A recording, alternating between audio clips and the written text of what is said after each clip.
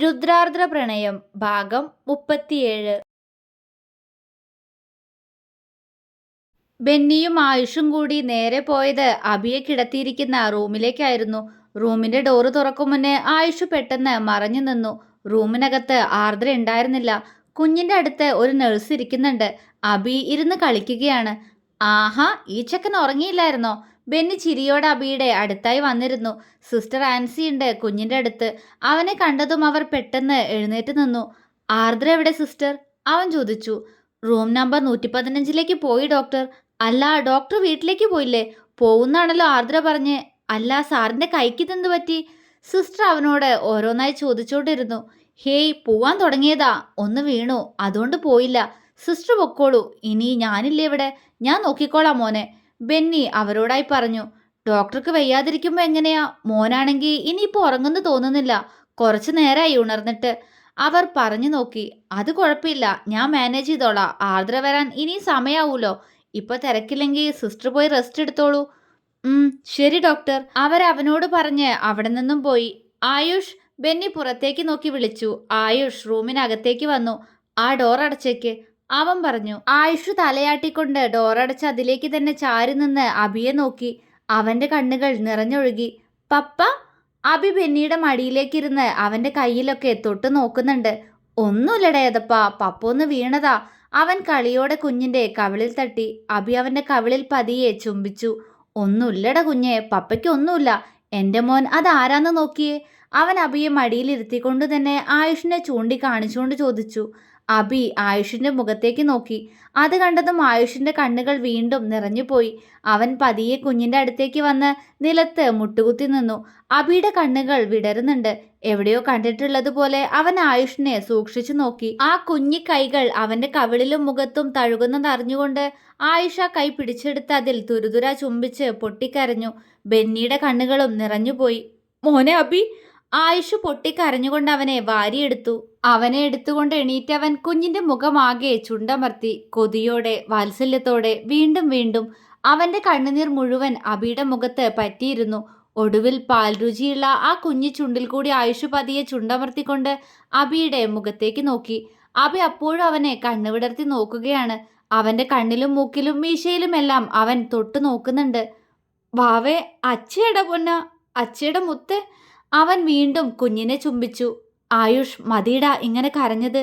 നോക്ക്, മോൻ പേടിക്കൂട്ടോ. അവൻ നിന്നെ തന്നെ നോക്കുന്ന കണ്ടില്ലേ? ബെന്നി പതിയെ എഴുന്നേറ്റ് ആയുഷിന്റെ തോളിൽ തൊട്ടു. ബെന്നി, എടാ എൻ്റെ മോനാടാ. നോക്ക്, എന്നെ നോക്ക്. എന്നെ അറിയാമോടാ ഇവന്? അച്ഛനാണെന്ന് പറയടാ. ഒന്ന് വിളിക്കാൻ പറയടാ എൻ്റെ മോനോട്. എനിക്കതൊന്ന് കേൾക്കാൻ. തുളുമ്പിപ്പോയി വീണ്ടും ആ കണ്ണുകൾ. ബെന്നി അലിവോടെ അവനെ നോക്കി. അബി പെട്ടെന്ന് ആയുഷിന്റെ കണ്ണുകൾ തുടച്ചു കൊടുത്തു. അബി! ആയുഷ് തേങ്ങലോടെ വിളിച്ചു. അവൻ ആയുഷിനെ നോക്കി അവന്റെ പല്ല് കാണിച്ച് ചിരിച്ചു. പതിയെ അവന്റെ കവിളിൽ ചുണ്ടമർത്തി. അവ്വ! അബി പറഞ്ഞു. ആയുഷ് കണ്ണുകൾ അടച്ച് തന്റെ മകൻ തനിക്ക് ആദ്യമായി തന്ന ചുംബനം സ്വീകരിച്ചു. മോനെ അബിക്കുട്ട, ഇതാരാന്ന് മനസ്സിലായോ മോന്? ബെന്നി അബിയോട് ചോദിച്ചു. ആയുഷ് ആകാംക്ഷയോടെ മോനെ നോക്കി. അവൻ ഒന്നും മിണ്ടാതെ ആയുഷിനെ നോക്കി അപ്പോഴും ചിരിക്കുകയാണ്. ബെന്നി പെട്ടെന്ന് അവന്റെ ഫോൺ എടുത്ത് അതിലൊരു ഫോട്ടോ അബിക്ക് നേരെ കാണിച്ചു. ഇതാരാടാ ഏതപ്പാ? അവൻ ചോദിച്ചു. ആയുഷിന്റെ ഫോട്ടോ ആയിരുന്നു അത്. ചാ! അബി കൊഞ്ചിക്കൊണ്ട് പറഞ്ഞു. ആയുഷിന് തന്റെ നെഞ്ചിൽ തണുത്തതെന്തോ വീണുടയും പോലെ തോന്നി. കണ്ണുകളിൽ നിറയുന്ന വാത്സല്യം. ആണോ? അച്ഛയാണോ? അപ്പോ ഈ നിൽക്കുന്നതാരാ? ബെന്നി ആയുഷിനെ ചൂണ്ടിക്കാണിച്ചു. അബി ചിരിച്ചുകൊണ്ട് ആയുഷിന്റെ കഴുത്തിലേക്ക് മുഖം പൂഴ്ത്തി.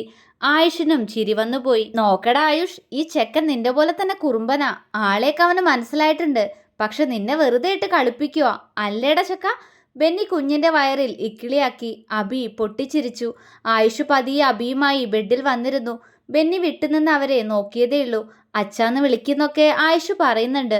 അബി പക്ഷേ അവന്റെ മീശയിൽ പിടിച്ച് കളിക്കുകയാണ്. പെട്ടെന്ന് അബി അവന്റെ മുഖത്തേക്ക് സൂക്ഷിച്ചു നോക്കി. എന്താടാ മുത്ത് എങ്ങനെ നോക്കുന്നേ? അച്ഛയുടെ പൊന്നെ, ഒന്ന് അച്ഛാന്ന് വിളിക്ക്, അച്ഛന്ന് കേട്ടോട്ടെ. ഇടറുന്ന അവന്റെ വാക്കുകൾ. അബി അവന്റെ മുഖത്ത് ഉമ്മ വെച്ചു. ആയുഷ് അവനെയും തിരികെ ഉമ്മ വെച്ച് കുഞ്ഞിന്റെ കുറെ ഫോട്ടോ എടുത്തു. അത് കഴിഞ്ഞ് അവനും അബിയും ഒരുമിച്ചുള്ള സെൽഫി. ആയുഷിന് കുഞ്ഞിനെ എത്ര കൊഞ്ചിച്ചിട്ടും മതിയാവുന്നില്ലായിരുന്നു. അബിയുടെ വായിൽ നിന്നും അച്ഛനെന്നൊരു വിളി കേൾക്കാൻ അത്രത്തോളം കൊതിക്കുന്ന ഒരു ഹൃദയമുണ്ട് അവന്. ബെന്നി അവനെ നോക്കി നിന്നു. ഒരച്ഛനായ ആയുഷിന്റെ മാറ്റം. എപ്പോഴും തല്ലുകൊള്ളിത്തരം മാത്രമേ ഉണ്ടായിരുന്നുള്ളൂ അവൻ്റെ കയ്യിൽ. അവൻ്റെ മുഖത്ത് ഇന്ന് നിറഞ്ഞു നിൽക്കുന്ന വാത്സല്യം. ഒരു വേള അവരിങ്ങനെ പിരിഞ്ഞു നിൽക്കാൻ താൻ കൂടി ഒരു കാരണമായല്ലോ എന്നോർത്ത് ബെന്നിയിൽ കുറ്റബോധം നിറഞ്ഞു. ആയുഷിന് മുന്നേ തന്നെ വിളിക്കേണ്ടതായിരുന്നു, കാണേണ്ടതായിരുന്നു, എല്ലാം സംസാരിക്കേണ്ടതായിരുന്നു. ബെന്നി ഒന്ന് നിശ്വസിച്ചു. എല്ലാം ആരൂനു വേണ്ടിയാ വേണ്ടാന്ന് വെച്ച്. എന്നിട്ടൊടുക്കം എന്ത് നേടി? അവനും അവൾക്കും വേദന മാത്രം. അതിനിടയിൽ ഒന്നും അറിയാത്ത ഈ കുഞ്ഞും. ബെന്നിയിൽ നിന്നും ഒരു നെടുവീർപ്പുയർന്നു. ആയുഷ് മതിയിടാ, ആരും ഇപ്പൊ വരും, ബെന്നി പറഞ്ഞു. ആയുഷ് അവനെ വേദനയോടെ നോക്കി. എനിക്ക് പോവാൻ തോന്നുന്നില്ലടാ എൻ്റെ മോനെ വിട്ട്, ആയുഷ് ദയനീയമായി പറഞ്ഞു. എന്നാ പോവണ്ട, ആര് വരട്ടെ, ബെന്നി ഗൗരവത്തോടെ പറഞ്ഞതും ആയുഷിന്റെ തല താണു. അവൻ അബിയുടെ നെറ്റിയിൽ ഒന്ന് ചുംബിച്ചുകൊണ്ട് അവനെ മടിയിൽ നിന്നും ഇറക്കി ബെഡിലിരുത്തി. അബി അവന്റെ മുഖത്തേക്ക് നോക്കി. അച്ഛ പോവാട്ടോ പൊന്ന, അച്ഛയുടെ മുത്തിന് അച്ഛ വൈകാതെ നമ്മുടെ വീട്ടിലെത്തിക്കും. അവൻ അബിയുടെ മുഖത്ത് ഒന്നുകൂടി ചുംബിച്ചുകൊണ്ട് അവിടെ നിന്നും എഴുന്നേറ്റു. അബി കരയാൻ തുടങ്ങി. എക്ക് ആയുഷിനോട് എടുക്കാൻ പറഞ്ഞ് അവൻ കൈകൾ ഉയർത്തി. അവന്റെ കണ്ണുകൾ കലങ്ങി. അച്ഛ ഇപ്പൊ പോവാ കുഞ്ഞ, അച്ഛ വരാ, ഇടർച്ചയോട് അവൻ പറഞ്ഞുകൊണ്ട് മോനെ വാരിയെടുത്ത് ചുംബിച്ചു. അച്ഛ, ആദ്യമായി അവൻ വിളിച്ചു. ആയുഷ് ഞെട്ടലോടെ അബിയെ നോക്കി. അവന്റെ കണ്ണുകൾ നിറഞ്ഞൊഴുകി. ബെന്നിയുടെയും കണ്ണുകൾ നിറഞ്ഞുപോയി. ഓ, ഒന്നുകൂടെ വിളിക്കൂ പൊന്നെ, അച്ഛാന്ന് വിളിക്ക്, കേൾക്കട്ടെ അച്ഛ, അവൻ പറഞ്ഞു. ച, അബി നാണത്തോടെ വിളിച്ചു. കണ്ണുകൾ തുടച്ച് ആയുഷ് മനസ്സ് നിറഞ്ഞു ചിരിച്ചു. അച്ഛയാ പൊന്നിന്റെ അച്ഛ, പെട്ടെന്ന് വരാട്ടോ, എൻ്റെ മോൻ അമ്മയോട് പറയല്ലേട്ടോ അച്ഛ വന്നത്, അവൻ കുഞ്ഞിന് പറഞ്ഞു കൊടുത്തു. ഒന്നും മനസ്സിലായില്ലെങ്കിലും അബി തലയാട്ടി. കുഞ്ഞിനെ ബെഡിലിരുത്തിയവൻ ബെന്നിയെ ഒന്ന് നോക്കി. ഇനി എന്താടാ പ്ലാൻ, അവൻ ചോദിച്ചു. എനിക്ക് നീ ഒരു ഉപകാരം മാത്രം ചെയ്താൽ മതി. എന്താ ആയുഷ്, ബെന്നി ചോദിച്ചു. എനിക്ക് ആദിയുടെ നമ്പർ തരണം, ആയുഷ് പറഞ്ഞതും ബെന്നി അവനെ അമ്പരപ്പോടെ നോക്കി. എടാ നമ്പറോ, നീ അവളെ വിളിച്ച് സംസാരിക്കാൻ പോവാണോ?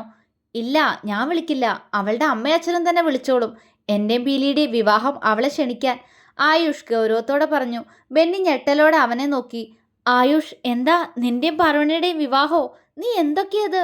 ബെന്നി അത്രയും പറഞ്ഞപ്പോഴേക്കും ആയുഷ് അവനെ കൈയുയർത്തി തടഞ്ഞു. ഞാൻ പറഞ്ഞല്ലോ ബെന്നി, എനിക്ക് ആദ്യം കൊണ്ടുപോയേ പറ്റൂ. അവളും എൻ്റെ മോനും ഇല്ലാതെ എനിക്കിനി പറ്റില്ല, അവൻ പറഞ്ഞു നിർത്തി. അതുകൊണ്ട്, ബെന്നി ചോദിച്ചു. ആയുഷിന്റെ ചുണ്ടിൽ കള്ളച്ചിരി വിരിഞ്ഞു. അതുകൊണ്ട് വർഷങ്ങൾക്ക് ശേഷം ആദ്യം നാട്ടിലേക്ക് വരാൻ പോകുന്നു, അതും എൻ്റെയും പീലിയുടെയും വിവാഹത്തിന് വേണ്ടി, അവൻ ചിരിയോടെ പറഞ്ഞു നിർത്തി. അപ്പോഴും ഒന്നും മനസ്സിലാവാതെ ബെന്നി അവനെ നോക്കിയതേയുള്ളൂ. എല്ലാം മനസ്സിലാവും, ഇതാ എൻ്റെ നമ്പർ, ഇതിലേക്ക് ആദിയുടെ നമ്പർ അയച്ചിട്ടേക്ക്, ഞാൻ പോവാ, അത്രയും പറഞ്ഞ് അബിയെ ഒന്നുകൂടി നോക്കി അവൻ ഡോറ് തുറന്ന് പുറത്തേക്ക് പോയി. ബെന്നി അവൻ പോകുന്നതും നോക്കി നിന്നു. വീട്ടിലേക്ക് തിരികെ എത്തിയ ശേഷം ആയുഷ് കൈലാസത്തിലുള്ളവരെല്ലാം കൂട്ടി ദേവർമഠത്തിലേക്ക് പോയി. എല്ലാവരോടും അവൻ എല്ലാ കാര്യങ്ങളും തുറന്നു പറഞ്ഞു. എല്ലാം കേട്ടപ്പോൾ എല്ലാവർക്കും വേദന തോന്നി. ആയുഷ് ഫോണിലെ ഗാലറി ഓപ്പണാക്കി അതിൽ നിന്നും അബിയുടെ ഫോട്ടോ എടുത്ത് എല്ലാവർക്കും കാണിച്ചു കൊടുത്തു. നിന്നെപ്പോലെ തന്നെയുണ്ട് ആയുഷ് നിന്റെ മോനെ കാണാൻ, മല്ലിക നിറഞ്ഞ കണ്ണുകൾ തുടച്ചുകൊണ്ട് അവനോട് പറഞ്ഞു. അല്ലമ്മ, എന്നെ പോലെയല്ല, എൻ്റെ ആദിയെ പോലെയാ, ആ കണ്ണും ചുണ്ടൊക്കെ അവളെപ്പോലെയാ, അവൻ ഏതോ ഓർമ്മയിൽ പുഞ്ചിരിയോടെ പറഞ്ഞു. ദാസും പത്മനാഭനും അവനെ നോക്കി പുഞ്ചിരിച്ചു. എൻ്റെ മോള്, സാവിത്രി ഇടർച്ചയോടെ ചോദിച്ചു. വരും, ഉടനെ വരൂ ഇങ്ങോട്ട്, അവൻ പറഞ്ഞു.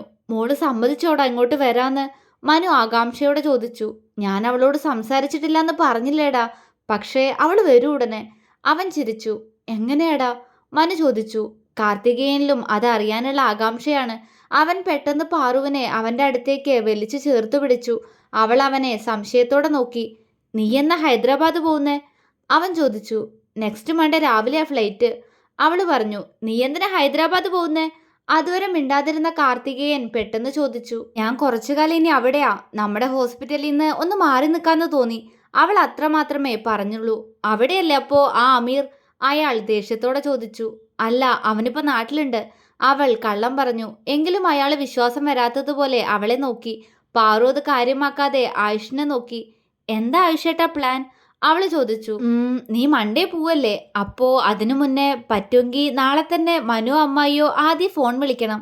എന്തിന്, സാവിത്രി ചോദിച്ചു.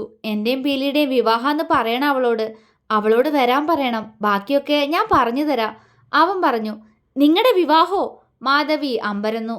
അവളെ എനിക്ക് ഇവിടെ കിട്ടണം, വിവാഹമാണെന്നത് സത്യ, അത് പക്ഷേ എൻ്റെയും പീലിയുടെ അല്ല, എൻ്റെ ആദിയുടെയും, അവൻ ചിരിയോടെ പറഞ്ഞു നിർത്തി. ഇത്തവണ അവൻ ഉദ്ദേശിച്ചത് എന്താണെന്ന് എല്ലാവർക്കും മനസ്സിലായിരുന്നു. ആയുഷ് പുഞ്ചിരിയോടെ അകത്തേക്ക് നടന്നു. എന്റെ ആദി, നിന്നെ ഞാൻ എല്ലാ അർത്ഥത്തിലും എന്റെ ഭാര്യയാക്കാൻ പോകുന്നു. അവൻ നിറഞ്ഞ മനസ്സോടെ പറഞ്ഞു.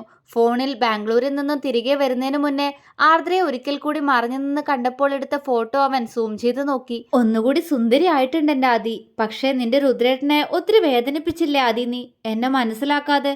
അതിന് നിനക്ക് ഒരു കുഞ്ഞു ശിക്ഷ ഞാൻ തരും, ഉറപ്പാ. അവൻ ആ ഫോട്ടോയിൽ പതിയെ ചുണ്ടമർത്തി. വർഷങ്ങൾക്ക് ശേഷം അവനൊന്ന് കണ്ണടച്ചു, നെഞ്ചിൽ നിറയുന്ന നേരിയ ആശ്വാസത്തോടെ. ഇനി ഹൃദയം നിറയണമെങ്കിൽ കൂടെ എൻ്റെ പെണ്ണും എൻ്റെ മോനും വേണം. ഒരുപാട് കാലം ഒരുമിച്ച് ജീവിക്കാൻ അവൻ മനസ്സിൽ പലതും തീരുമാനിച്ചു കഴിഞ്ഞിരുന്നു. തുടരും.